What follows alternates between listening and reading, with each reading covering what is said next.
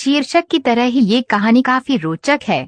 ये कहानी न सिर्फ बच्चों को बल्कि बड़ों को भी पसंद आएगी और जीवन का एक महत्वपूर्ण पाठ याद दिलाएगी। एक राज्य में एक ब्राह्मण दंपति रहा करते थे। उनकी शादी के कई साल हो जाने के बाद भी कोई संतान न होने की वजह से ब्राह्मण की पत्नी काफी दुखी रहने लगी थी। ब्राह्मण जो लोगों को आशीर्वाद देकर उनके दुख दर्द कुछ हद तक कम कर दिया करता, वो खुद अपनी पत्नी के दुख का निवारण नहीं कर पा रहा था। ब्राह्मण ने अपनी पत्नी का दुख कम हो इसलिए एक उपाय निकाला और एक नेवाला लाकर पत्नी को पालने के लिए दे दिया। छोटे से नेवले को पाकर ब्राह्मणी खुश हो गई और उसे किसी बच्चे को तरह ही लाड प्यार करके पालने लगी। नेवला भी इंसानों से इतना प्रेम पाकर उनमें घुल मिल गया।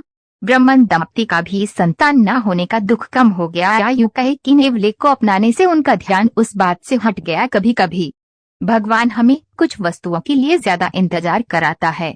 ऐसा ही कुछ ब्राह्मण दंपति के साथ भी हुआ, क्योंकि वो अपना गम जैसे तैसे भूल ही रहे थे कि अगले ही साल ब्राह्मणी ने एक सुंदर से बच्चे को जन्म दिया। ब्राह्मण और उसकी पत्नी का सुख 4 गुना हो गया।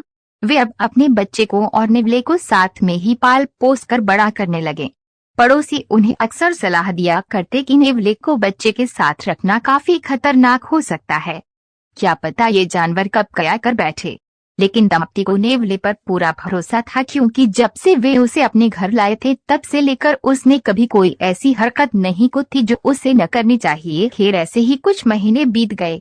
एक दिन ब्राह्मणी का व्रत था, इसलिए वो अपने पति को बच्चे का ध्यान रखने को कहकर मंदिर चली गई। जब ब्राह्मणी मंदिर गई थी तभी ब्राह्मण को राजा के महल से एक यज्ञ करवाने के लिए बुलावा आया। ब्राह्मणी पूजा पाठ और भजन में इतनी खो गई थी कि उसे समय का कोई भान ही नहीं रहा। दूसरी तरफ ब्राह्मण अधीर हुए जा रहा था, क्योंकि राजा के महल से रोज रोज तो बुलावा आता नहीं था और राजा से इतनी बड़ी दक्षिणा, भोजन और दागीने मिलते थे कि उसके पूरे वर्ष की काम की भरपाई हो जाती थी। ब्राह्मण ऐसा मौका चूकना नहीं चाहता था। पत्नी का कोई अता पता नहीं था, इसलिए ब्राह्मण अपने पड़ोसी के पास गया तो वो भी गाँव गए हुए थे। अंत में ब्राह्मण ने सोचा ब्राह्मणी काफी देर से मंदिर गई हुई है, वो कुछ ही मिनटों में लौटती ही होगी, इसलिए वन पालतू नेवले को अपने बच्चे को सौंपकर राजा के यहाँ निकल गया। नेवला अपने मालिक की बात मानकर किसी आज्ञाकारी बेटे को तरह बच्चे के पास बैठकर उसके ऊपर नजर रखने लगा।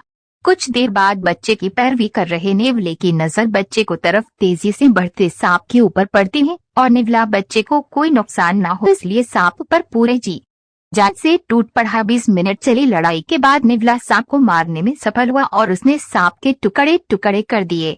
सांप के खून से नेवले का मुंह और हाथ भी गए। आंगन में मंदिर से लौटी ब्राह्मणी और योगानुयोग तभी महल से लौटे ब्राह्मण की आहट सुन नेवला तुरंत दरवाजे के पास आया और अपने मालिक मालकिन को एक साथ देख खुशी से उछल कूद करने लगा।